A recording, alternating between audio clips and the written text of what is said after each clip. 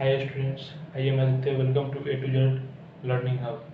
पिछले वीडियो में हम लोगों ने पढ़ा था फोर्स के बारे में। फोर्स क्या होता है, फोर्स के टाइप के बारे में पढ़ा, इफेक्ट के बारे में पढ़ा। फोर्स के दो टाइप होते हैं, कॉन्टैक्ट फोर्स और नॉन कॉन्टैक्ट फोर्स के टाइप के बारे में पढ़ा है। उसके तीन टाइप होते हैं कॉन्टैक्ट फोर्स के, मैकेनिकल फोर्स, मस्कुलर फोर्स और फ्रिक्शनल फोर्स। और आइए नॉन कॉन्टैक्ट फोर्स के टाइप के बारे में पढ़ते हैं क्या होता है।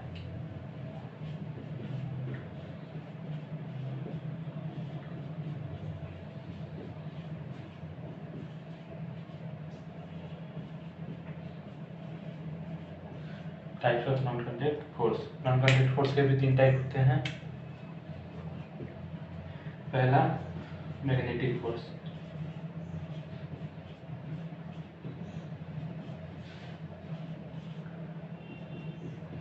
दूसरा ग्रेविटेशनल फोर्स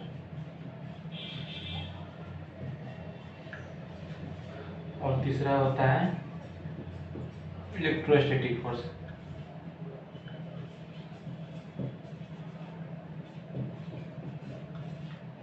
इलेक्ट्रोस्टैटिक फोर्स, पहला मैग्नेटिक फोर्स, दूसरा ग्रेविटेशनल फोर्स, तीसरा इलेक्ट्रोस्टैटिक फोर्स। अब आइए इसके बारे में बारी बारी से हम डिफाइन कर लेते हैं क्या होते हैं।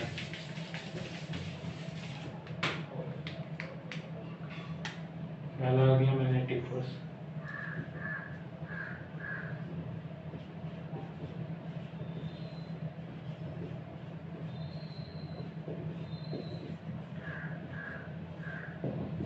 मैग्नेटिक फोर्स क्या होता है? वैसा फोर्स जो कोई भी वस्तु को अपनी तरफ अट्रैक्ट करता है, अपनी तरफ खींचता है, उसको हम मैग्नेटिक फोर्स कहते हैं। जैसे यहाँ पे हम एग्जाम्पल में इसको समझ लेते हैं पिक्चर के द्वारा। यहाँ पे ये एक मैग्नेट हो गया,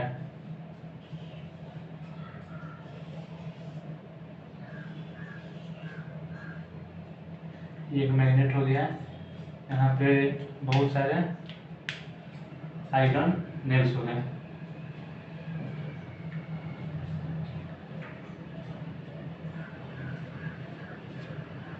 ये आयरन नेल्स हो गए। ये हो गया मैग्नेट और ये हो गया आयरन नेल्स।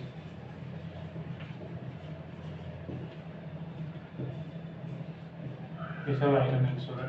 कुछ देर बाद हमने इस फिगर को देखा, कुछ देर बाद इसको ऑब्जर्व किया। इसको नज़दीक ले जाने पे आयरन को और आयरन नेल्स को मैग्नेट के नज़दीक ले जाने पर हमने ऑब्जर्व किया, देखा कि ये हुआ। देखा कि जो आयरन नेल्स है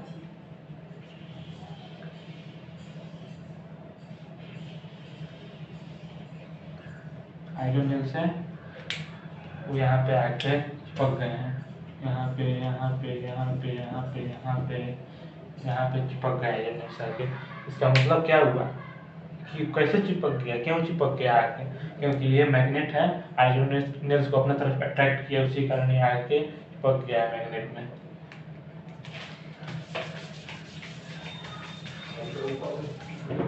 इसको डिफाइन करेंगे।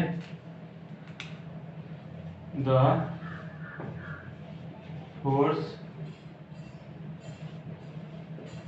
which attract any things toward them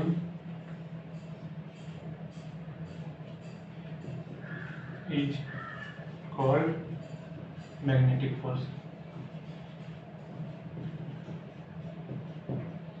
force. The force which attract anything toward them is called magnetic force. कोई भी फोर्स जो एक्ट करता है अपने तरफ अट्रैक्ट कर लेता है कोई भी वस्तु को, उसको हम मैग्नेटिक फोर्स कहते हैं। अब आइए इसका दूसरा एग्जांपल देख लेते हैं। दूसरा हो गया ग्रेविटेशनल फोर्स। दूसरा पार्ट के बारे में पढ़ेंगे।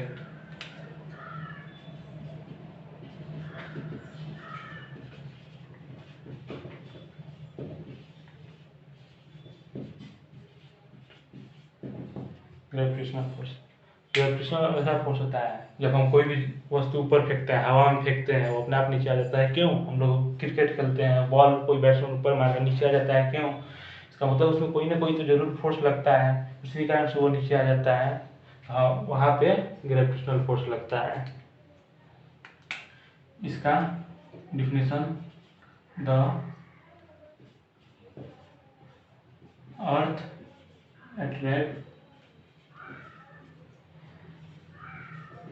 anything toward its surface by force. This force is known as gravitational force.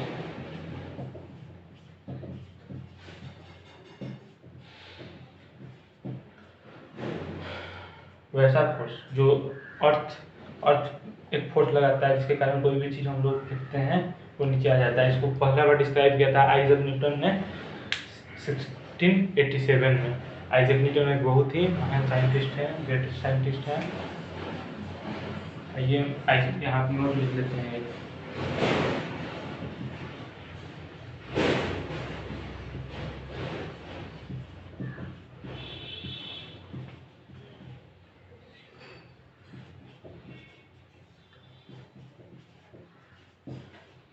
Isaac Newton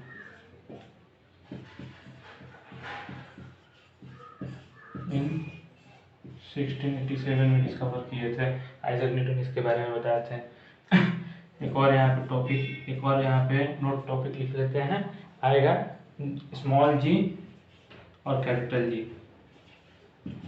capital G का मतलब होता है universal gravity,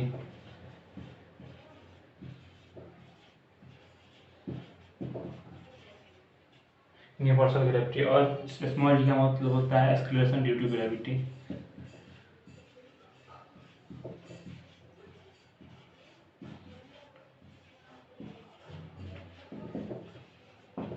acceleration due to gravity और इसका यूनिवर्सल ग्रेविटी, इसका वैल्यू होता है, कैपिटल जी का वैल्यू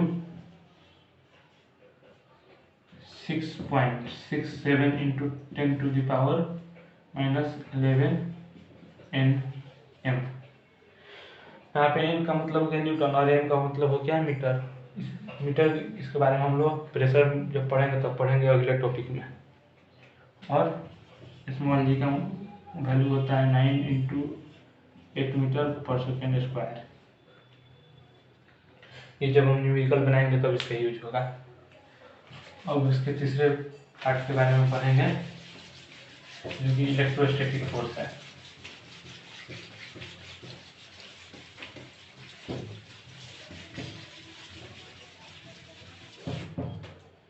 इलेक्ट्रोस्टैटिक फोर्स के बारे में हम पढ़ेंगे।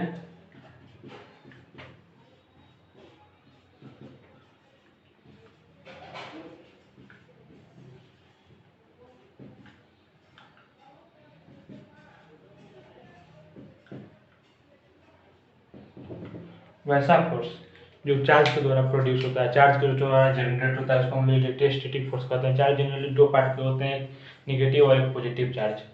निगेटिव और पॉजिटिव चार्ज होते हैं, और पॉजिटिव सिमिलर चार्ज हमेशा रिपेल करते हैं और डिफरेंट चार्ज अट्रैक्ट करते हैं। आइए इसका डिफाइन करते हैं, एग्जाम्पल के थ्रू समझेंगे क्या होता है।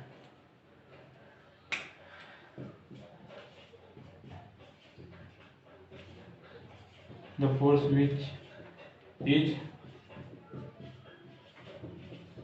produced by charge is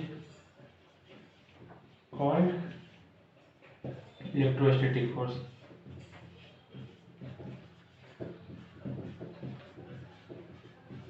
electrostatic force उसको कहते हैं। आइए एग्जाम्पल के थ्रू इसको समझते हैं क्या हो गया।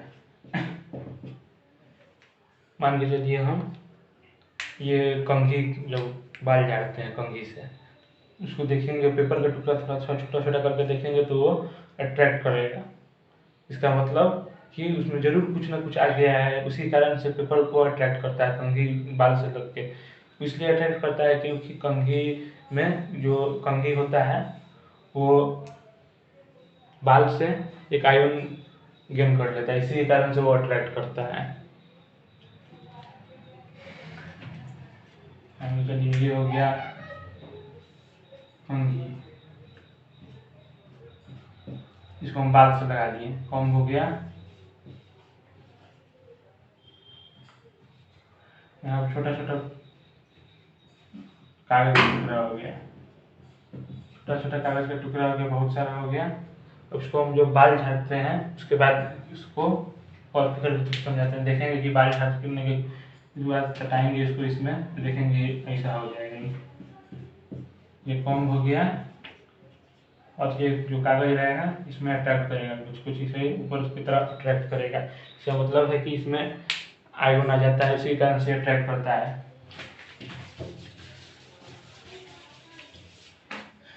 यहाँ पे एक नोट लिख लेंगे।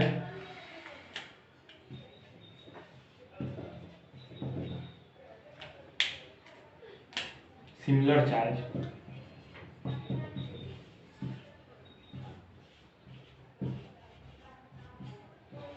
Ripples each other।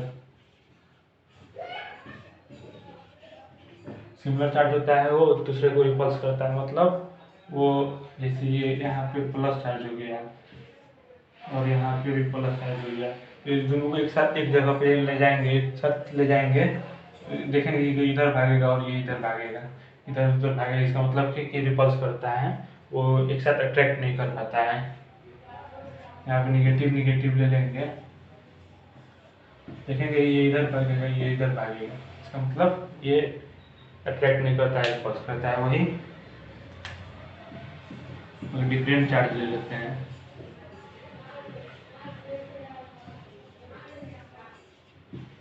Charge attract each other,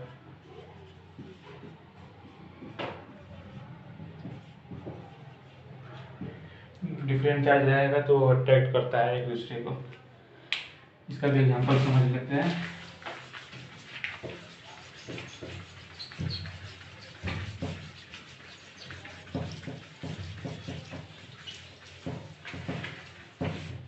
देखेंगे अब डिफरेंट चार्ज कैसे अट्रैक्ट करता है। यहाँ पे एक ले लेते हैं पॉजिटिव चार्ज और यहाँ पे हो गया निगेटिव चार्ज। देखेंगे दोनों एक साथ ले जाएंगे, एक पास ले जाएंगे, देखेंगे कि ये इधर करेगा और ये इधर, दोनों एक साथ अट्रैक्ट करेगा। इसका मतलब कि डिफरेंट चार्ज रहेगा अट्रैक्ट करेगा, सेम चार्ज रहेगा तो रिपल्स करेगा। इसका मतलब है कि पॉजिटिव पॉजिटिव रहेगा तो रिपल्स करेगा, निगेटिव निगेटिव रहेगा तो रिपल्स करेगा, और पॉजिटिव निगेटिव रहेगा, निगेटिव पॉजिटिव रहेगा तो अट्रैक्ट करेगा। Thank you.